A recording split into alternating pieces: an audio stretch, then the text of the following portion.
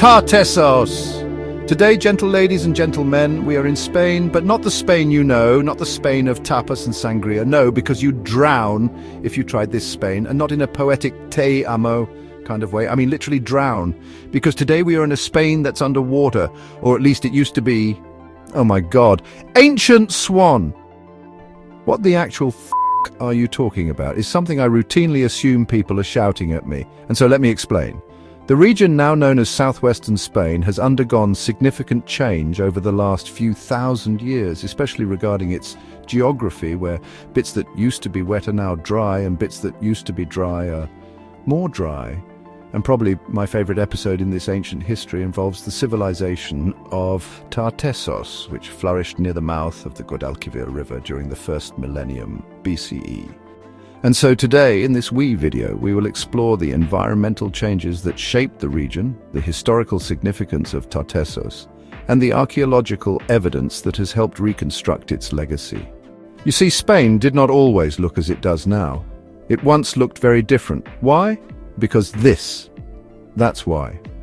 The Gulf of Tartessos arrived with the last Holocene sea level rise around 5000 BC, flooding what we now call the southwestern area of the present-day Guadalquivir Valley. In ancient times, this river was known as the Banquets, which may or may not be where the Spanish football team, Real Betis, gets its name, which is completely irrelevant to literally everything, but I've said it now, so too late. But the main point to take away from this paragraph is that this wee part of the world has changed quite significantly since ancient times. So next time someone tells you climate change is a modern problem, just remind them that prehistoric Spain once got a surprise ocean expansion pack and, well, it may or may not happen again. Now this body of water, referred to as the Gulf of Tartessos, extended across much of the southwestern Iberian Peninsula. Its presence created a fertile and strategic environment for early settlement, trade and cultural exchange. The civilization of Tartessos emerged in this context, occupying a key position at the mouth of the river and serving as a hub for maritime commerce. And it was a real place. For centuries it was dismissed as myth until archaeologists started digging holes and found actual evidence. Not just pottery shards and broken amphorae, but the kind of stuff that screams, "We were here, and we were fabulous." One of the most notable discoveries is the site of Casas del Turunuelo, and let's all just assume I did pronounce that absolutely perfectly and no further correction is needed. This is where researchers uncovered a large banquet hall used for ceremonial purposes. It's where the Tartessians threw a party, sacrificed dozens of animals, including horses and a dog, which is honestly a bold catering choice, and then, because subtlety is for cowards, burned the whole thing down and buried it under 14 feet of dirt. That's not just a party, that's a statement, and that's how you know it was a proper party, because they destroyed it all in the process. The evidence of deliberate ritual destruction and burial is surprisingly theatrical. Over 50 animals, including horses, cows, pigs, and even a dog, were ritually killed in a courtyard adjacent to the hall. This wasn't random violence, it was ceremonial. The red-painted plaster on the adobe pillars was intentionally scorched. The fire was set with purpose, not by accident or warfare. And then after the burning, the entire complex was buried under 14 feet of dirt and clay. That's not, oops, a landslide, that's a coordinated effort to seal it off. The building and sacrificial courtyard were sealed under a tumulus, which is a fancy-pants archaeologist word for a man-made mound, this one being roughly 90 meters wide and 6 meters high. That's not random sediment either, that's a planned mound involving hundreds of hours of heavy lifting, probably by some sexy men with big strong legs and arms and chiseled jawlines, just like your favorite fantasy. Or mine, whoever, whatever. You get the point.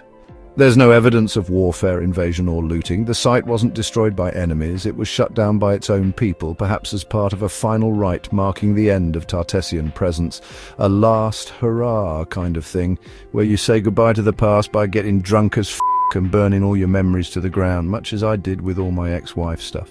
And you know, I've long told my brother that I thought his own wedding party was shit. The reason being that everything was so calm, nobody got wrecked, nobody got into a fight, everybody left in one piece, no broken glass, no blood. and the entire building was left still standing. This is not how a good party should be, and I will maintain this opinion till the day I die.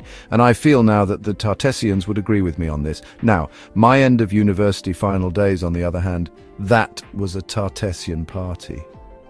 7 days long, the smell of something definitely having died somewhere, lots of stuff getting burned, and an angry landlord screaming that I will definitely not be getting the deposit back.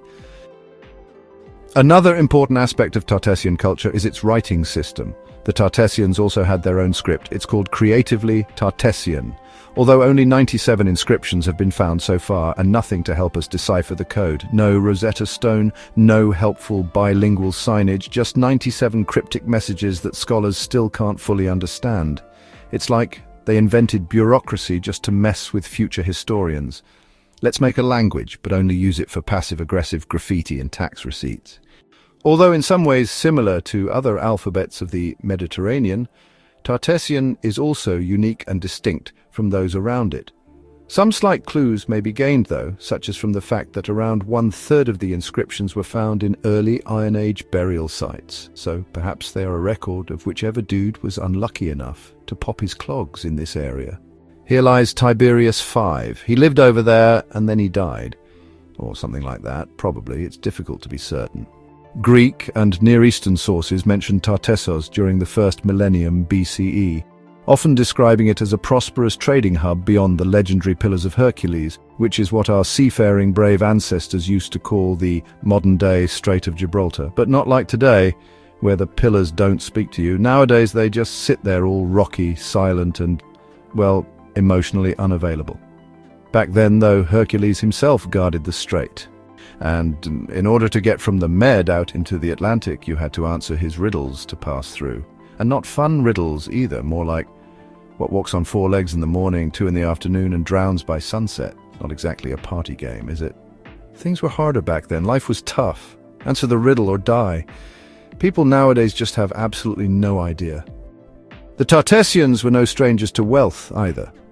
Ephorus, a historian from the 4th century BCE, who, according to legend, passed Hercules' riddle exam with flying colours, spoke of a thriving market in Tartessos. Tin, gold and copper flowed in from faraway Celtic lands, before quickly being sold on for a tidy profit and shunted along the Mediterranean to the folks like the Greeks, who were very busy building empires. The Tartessians traded with Phoenicians, Greeks, and just about anybody else who could survive the Herculean customs checkpoint of riddles. For a long, long time, Tartessos was the place to be, right up until Mother Nature decided otherwise. And that's when things got, well, inconvenient. The decline of Tartessos appears to have been gradual and environmentally driven. Around 600 BCE, the Gulf of Tartessos began to shrink due to the formation of natural sandbanks and the silting of rivers, meaning that the giant Tartessian Gulf slowly disappeared.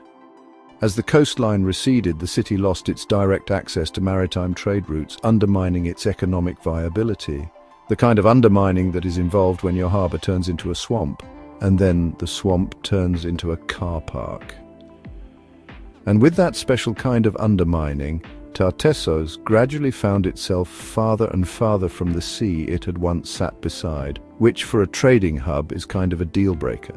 By 100 BC, after a series of floods and more ecological betrayals, the city was abandoned. No dramatic fall, no epic battle, just nature quietly pulling the plug, while the Tartessians packed up their uneaten paella and walked off to try living somewhere a bit less societal collapsy. Modern reconstructions of the region, including cartographic models and digital simulations, have attempted to visualize the landscape as it may have appeared during the height of Tartessian influence. Another reminder to mankind, as if it were needed, that nature isn't finished yet, so don't get too comfortable. Now, allow me to briefly interrupt myself here, as is tradition, to remind you that my wife makes daily threats to my health. She says that if you don't like and/or subscribe, then she will continue to put military-grade mustard into all my meals until you do. And I can't even begin to tell you how much I do not want that to happen. So, yes, if you have enjoyed anything we've done today, please do like and subscribe. It helps, apparently, or at least that's what I've been told. Right then, and back to Tartessos we go. Or at least we would if we could, but we can't, so we won't. It's gone now, but has it left any lessons for us in the 21st century? What have the Tartessians taught us today? Well, perhaps one thing which I already knew, but maybe you have learned now, is that sometimes the only proper farewell party involves ritual fire, a dead dog, several dead horses, and 14 feet of dirt. If my brother's wedding had even half the drama of sacrificed horses and unreadable speeches, then we'd still be throwing water on it today, which is something I feel I would rather enjoy doing. Also, I think it's important to remember that if your writing system confuses everyone, then you win. Tartessians left behind 97 inscriptions no one can read. That's not failure, it's future-proof trolling. Bureaucracy is eternal, but clarity is optional. Finally, and as if this lesson needed reminding, but apparently it does, do not trust the sea. It's made of water, and it has commitment issues. The Gulf of Tartessos was all in until it wasn't. For almost 5,000 years, folks sat on its banks, frolicked on its beaches, and just kind of assumed it would always be there, building entire empires with the bay at its center, and then, one sandbank later, the city was landlocked, flooded and ghosted. It happened to the Tartessians, and it can happen to you too. Now, before we all disappear for a few more days, let me remind you all once again that this planet's greatest Patreons have names, and those names are David R. A., George H., Thad S., D.D., Anthony T., Malichi I., and Stephen, without whom I'd probably be lying in a ditch somewhere, crying like a little baby girl. So thank you all very, very, very much. Thanks once again to all of who made it this far. Thanks for coming, and pray to all the gods you come back again soon.